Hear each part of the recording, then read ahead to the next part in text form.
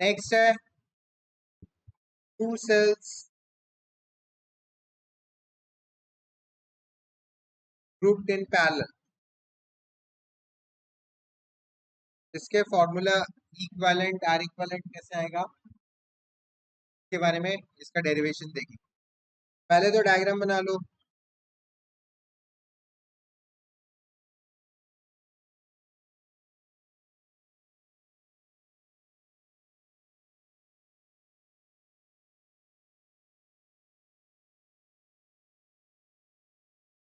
Parallel मतलब क्या? Negative negative एक साथ कनेक्टेड, पॉजिटिव पॉजिटिव एक साथ कनेक्टेड, है ना।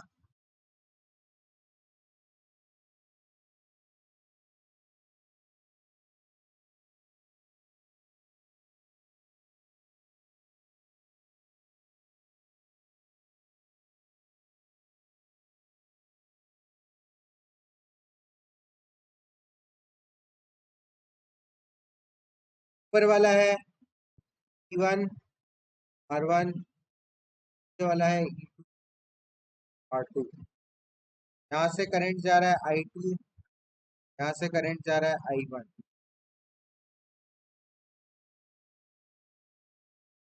ये पॉइंट 1 और ये पॉइंट B2।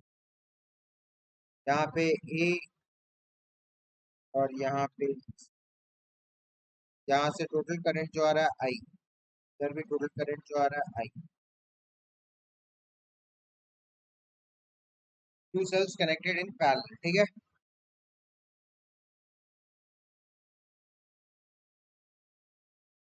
पैरेलल कनेक्शन मतलब positive positive connected together and negative negative connected together।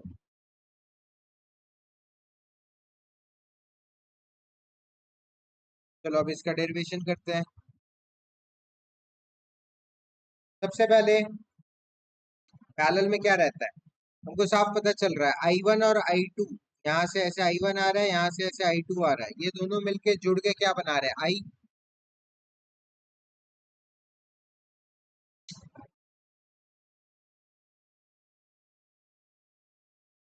तो I is equal to I1 plus I2। ये तो पैरेलल में होता ही है।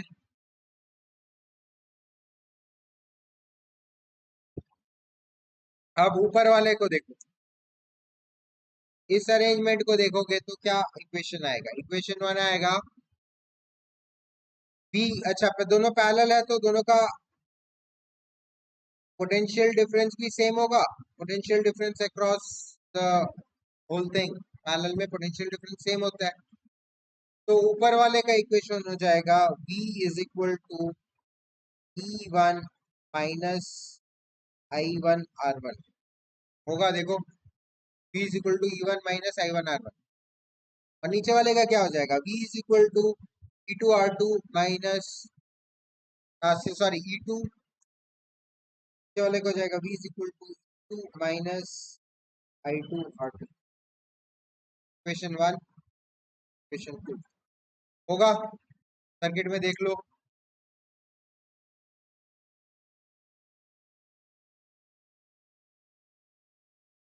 अब हम लोग I1 और I2 का वैल्यू निकालेंगे। यहाँ से I1 का वैल्यू क्या हो जाएगा? From 1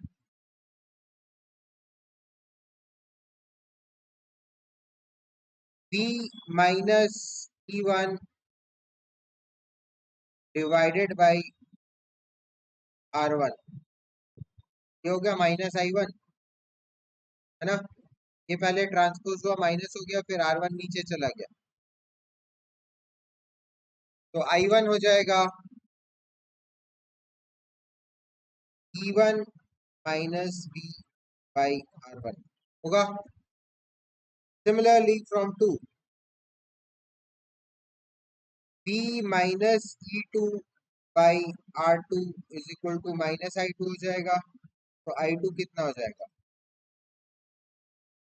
B sorry E2 minus B by R2 हो जाएगा। इन दोनों को अगर मैं ऐड कर दिया और इस इक्वेशन में रखा, इस इक्वेशन में अगर रखा i1 प्लस आई टू का, तो क्या हो जाएगा? I is equal to I1 plus I2 implies I is equal to E1 minus V by R1 plus E2 minus V by R2 होगा।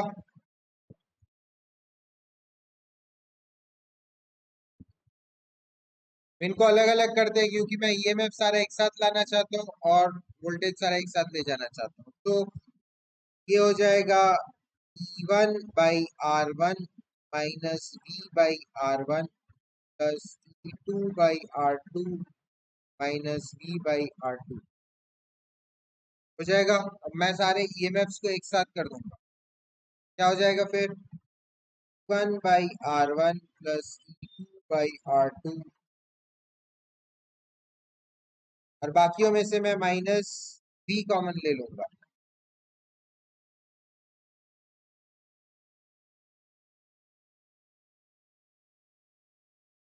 तो ये हो जाएगा 1 बाई, कॉमन लूँ क्या? V कॉमन लेके हो जाएगा 1 by R1 minus V common लिया ना मैंने, तो प्लस 1 बाई R2। यहाँ तक समझ में आया? चलो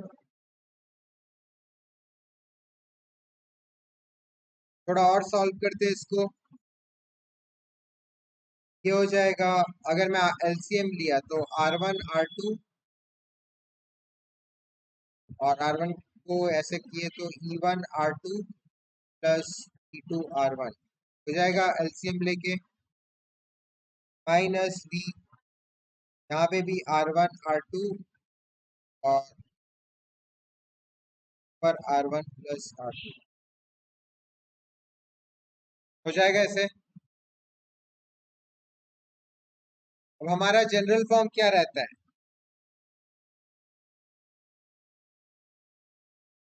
E is equal to V plus I are.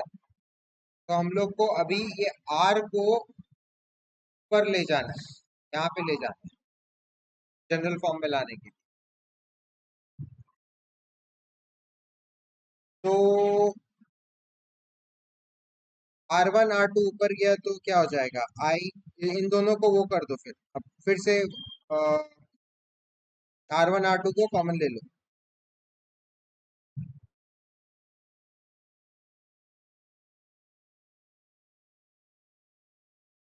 E1 R2 plus 2 R1 minus R1 plus R2। अब R1 R2 को ऊपर ले जाओ, I R1 R2 equal to 1 R2 plus R1 R1 R2।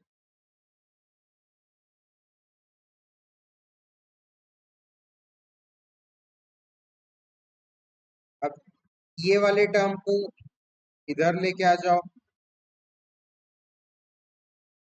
क्या हो जाएगा?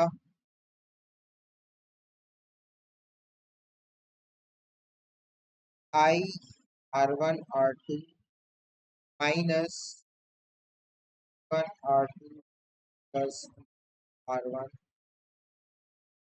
Equal to minus V R1 plus. इसको इधर ले आओ और इस पूरे चीज को इधर ले आओ। मैं धीरे धीरे फॉर्म में ला रहा हूँ, V is equal to E plus I R वाले फॉर्म में। तो ये इधर आके हो जाएगा V R1 plus R2 is equal to, ये इधर जाएगा तो क्या हो जाएगा?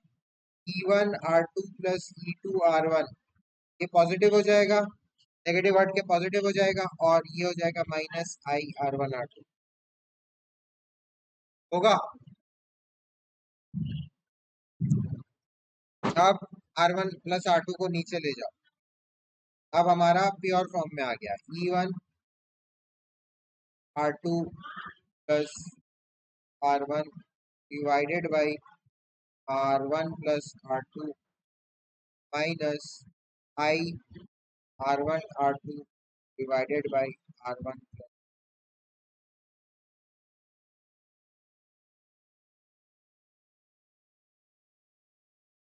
ये हमारा हो गया फाइनल जो इक्वेशन है। Now also V is equal to E equivalent minus I R equivalent, है ना। तो ये इक्वेशन 3 दे दो, ये इक्वेशन 4 दे दो। कंपेयरिंग 3 एंड 4 क्या हो जाएगा? Comparing equation 3 and 4, E equivalent हो गया आपका E1 R2 plus E2 R1 by R1 plus R2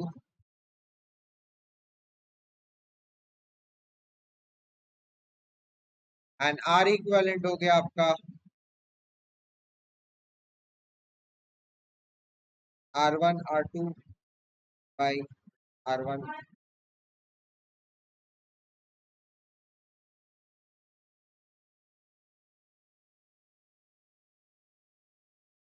समझ में आया क्या? थोड़ा लंबा है लेकिन मतलब चलता रहता अनंत काल के लिए, लेकिन आ जाता है आंसर। इन दोनों से एक और एक्सप्रेशन आपका आ सकता है E equivalent by R equivalent अगर करोगे क्या हो जाएगा? E1 R2 plus E2 R1 by R1 plus R2 और डिवाइडेड बाई R इक्विवेलेंट, मतलब multiplied by R1 R2 by R1 plus R2। ये हो जाएगा। मैं दोनों को अगर डिवाइड कर दूंगा तो ये कटा, ये कटा, ये आपका आ गया E equivalent by R equivalent is equal to E1 R2 plus E2 R1 divided by R1 R2। अब इसको अलग अलग करोगे तो E1 R2 by R1 R2 plus E2 R1 by R1 R2 हो जाएगा। कटा कटा कटा कटा, तो E equivalent by R equivalent is equal to E1 by R1 plus E2 by R2। ये हो गया आपका फाइनल एक्सप्रेशन।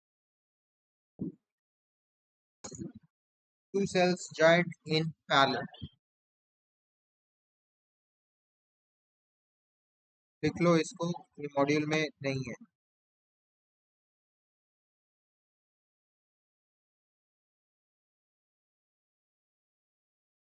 ये लिख लिए सब लोग? एक बार स्टार्टिंग से दिखा देता हूँ। चलो डायग्राम बना लिए। I is equal to I1 plus I2 होता है पैरेलल में। उसके बाद आपने V के टर्म्स में लिख लिया E1 माइनस I1 R1 और E2 माइनस I2 R2। फिर उसके बाद उसमें से I1 और I2 का वैल्यू निकाल लिए, फिर I1 प्लस I2 कर दिए, सारा कुछ कैलकुलेशन कर दिए, ये समझा दिया हूँ वीडियो में। और फिर इस फॉर्म में आ गया, फिर इसको थोड़ा सा और अरेंज किया आपने तो V के फॉर्म में आ गया। ये आपका हो गया इक्विवेलेंट ईएमएफ और ये आपका हो गया इक्विवेलेंट इंटरनल रेजिस्टेंस। ये फॉर्मूला आ गए। उसके बाद आप इक्विवेलेंट ईएमएफ को डिवाइड कर दिया इक्विवेलेंट रेजिस्टेंस से, तो आपका थोड़ा और रीअरेंज हुआ और फाइनली आपका ये फॉर्म आ गया। ठीक है, this is cells in parallel.